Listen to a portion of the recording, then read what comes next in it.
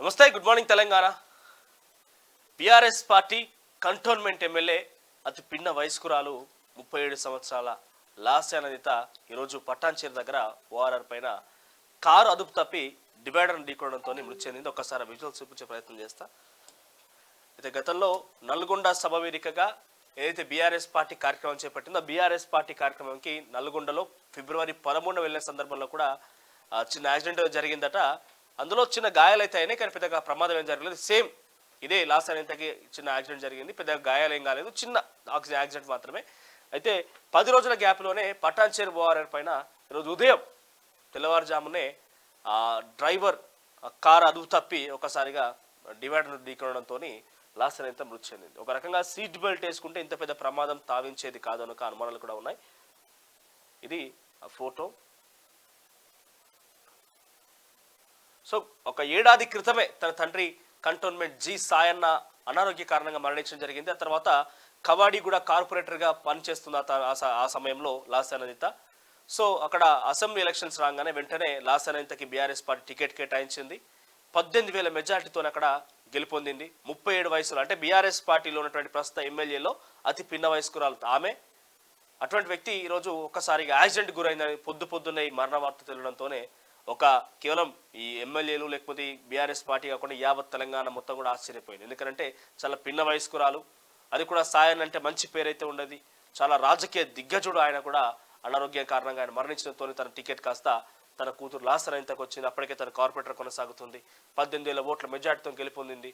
అతి తక్కువ సమయంలో 2 నెలల కాలంలో గెలిచి 2 నెలలు ఇంకా పూర్తవ్వాలి, ఇంకా 3 నెలలు 2 నెలలు పూర్తవ్వలేదు. ఇంకా ఈరోజు ఉదయం పటాన్చేరు దగ్గర యాక్సిడెంట్ అయింది, మరణించిందని వార్త అందరినీ కూడా కబలించింది. ఒకసారి గతంలో టికెట్ తీసుకున్న సందర్భంలో కేసీఆర్తో మీట్ అయిన సందర్భంలో లాస్యానందితకు సంబంధించి, ఆ తర్వాత సాయన్న మరణించిన తర్వాత ప్రస్తుతం విజువల్స్ అయితే హైలైట్గా అవుతున్నాయి. కేటీఆర్ కలిసి వెళ్ళింది. సో గతంలో తన అసెంబ్లీ వేదికగా చాలా చదువుకున్నది కూడా, బీటెక్ కంప్యూటర్ సైన్స్లో తను పట్టా పొందింది. అసెంబ్లీ వేదికగా తను ప్రమాణ స్వీకారం చేస్తున్నారు. Having been elected a member of the Legislative Assembly, do swear in the name of God that I will bear true faith and allegiance to the Constitution of India as by law established, that I will uphold the sovereignty and integrity of India, and that I will faithfully discharge the duty upon which I am about to enter. I, G. Lasyanandita Sayana, member of Telangana Legislative Assembly, do swear in the name of God that I shall abide by and follow the rules, observe the etiquette and respect the conventions of the House. Right. గతంలో assembly వేదికగా తన ప్రమాణ స్వీకార కార్యక్రమంలో మాట్లాడిన మాటలు highlight అవుతున్నాయి, పెద్ద ఎత్తున వైరల్ అవుతున్నాయి. ఇప్పుడు ఒక్కసారిగా తన మరణ వార్త అయిన తర్వాత అందరూ కూడా కదిలించింది, అందరూ కూడా శోకసందరణ మునిగిన పరిస్థితి. ఎందుకంటే సాయన్న అంటే కంటోన్మెంట్లో అందరికీ సుపరిచితుడు. గతంలో సాయన్న మరణించిన తర్వాత చాలా మంది, ఎంత వేల సంఖ్యలో అక్కడ జనం గుమికూడిరు. సాధారణ సామాన్య జనం నుంచి మొదలుకుంటే అందరూ కదిలి వచ్చారు. సో అంత ప్రేమానురాగాలు కలిగినటువంటి కుటుంబం వాళ్ళది. వాళ్ళ కుటుంబం సంబంధించి లాస్యానందిత గురించి డీటెయిల్గా చూస్తే కనుక, former corporator from Kavadiguda, she contested the 2023 Telangana Legislative Assembly elections as a candidate of Bharata Rashtra Samiti from the Secunderabad Cantonment constituency, a reserved constituency for SA, and won the seat, defeating Ganeshian of BJP by 17,169 votes. Her father, late G. Sayanna, was the sitting MLA from Secunderabad Cantonment, but he passed away in February 2023. Nanitha is born to G. Sayanna and G. Geeta. She has two sisters, Namrata and Nivedita. She completed BTech in Computer Science. So చాలా ఉన్నత చదువులో చదువుకున్నది.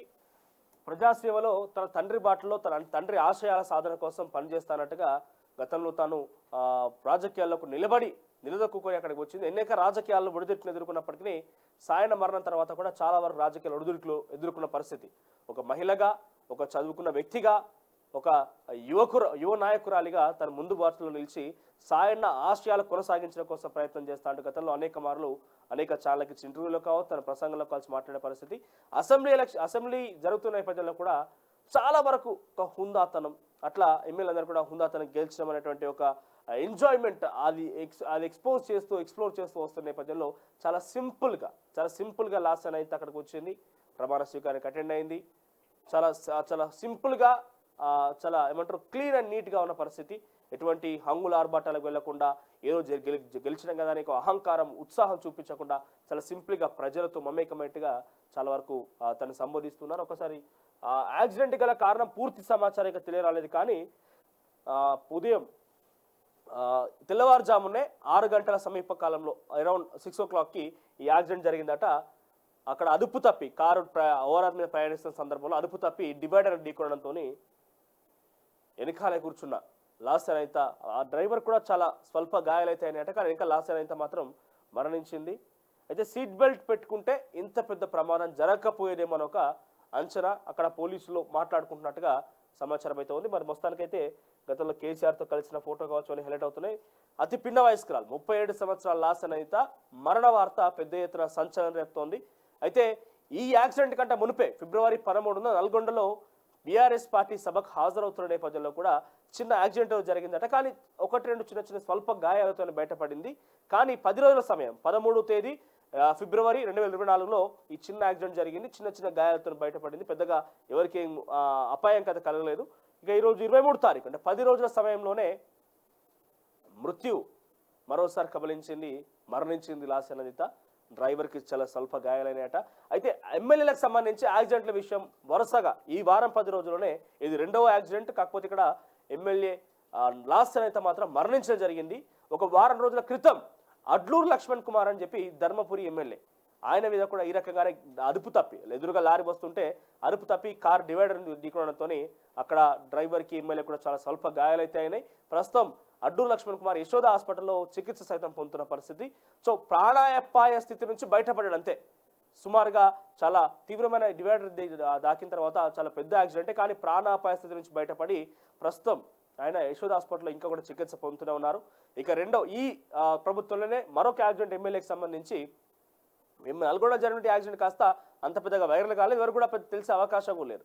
ఈ మరణ వార్త మాత్రం అందరినీ కబలిస్తోంది. ఒకసారిగా అందరి శోకతత్పర హృదయాలతోని ఒక రకంగా శోకసంద్రం మునిగిపోయిన పరిస్థితి. ఎందుకంటే ఒక యువ ఎమ్మెల్యే, అది కూడా ఒక లాస్యన్ అనిత కంటే కూడా సాయన్న కుమార్తెగా పేరొందినటువంటి వ్యక్తి ఆవిడ. సో సాయన్న అంటే అందరికి కూడా సుపరిచితుడు, అందరు కూడా అజాత శత్రువుగా కూడా కంటోన్మెంట్ ఏరియాలో పిలుస్తూ ఉంటారు. ఆయన మరణ సందర్భంగా ఎంత వేలాదిగా తరలివచ్చిన జనం కూడా చూసినాం. సో అంత ప్రేమానురాగాలు కలిగింది, అంత అభిమానులు అయితే ఉన్నారు ఆ కుటుంబానికి. లాస్య అనిత తర్వాత తన తండ్రి సాయన్న కూడా ఈరోజు అటువంటి ఆశయ సాధనకు, తన తండ్రి ఆశయ సాధన కోసం ముందుకు వెళ్తాను, తన బాట నడుస్తానని చెప్పి బీఆర్ఎస్ పార్టీ అవకాశం కల్పించింది. అవకాశాన్ని సద్వినియోగం చేసుకొని ప్రజల నమ్మకాన్ని అలా మెప్పును పొంది ఎమ్మెల్యేగా కూడా గెలిచిన పరిస్థితి. కానీ తక్కువ సమయంలోనే, అతి పిన్న వయసులోనే, తక్కువ సమయంలోనే గెలిచిన, అతి తక్కువ సమయంలోనే 37 సంవత్సరాల పిన్న వయసులోనే మరోసారి యాక్సిడెంట్ గురైపోయి తను కూడా మరణించింది. ఏడాది వ్యవధిలోనే, సుమారుగా ఏడాదిన్నర వ్యవధిలోనే ఇద్దరు కంటోన్మెంట్ ఎమ్మెల్యేలు సాయన్న లాసెన్ ఇద్దరు కూడా, తండ్రి బిడ్డలు ఇద్దరు కూడా మరణించడం అనేది ఆయా ప్రాంతాల్లో ఒక్కసారిగా దుఃఖం అలుముకుందని చెప్పాలి. మొత్తం కూడా వాళ్ళందరినీ కూడా శోకత సంద్రంలో మునిగిన పరిస్థితి. మరి మరింత అప్డేట్స్ కోసం చూస్తూనే ఉండండి తొలి వెలుగు.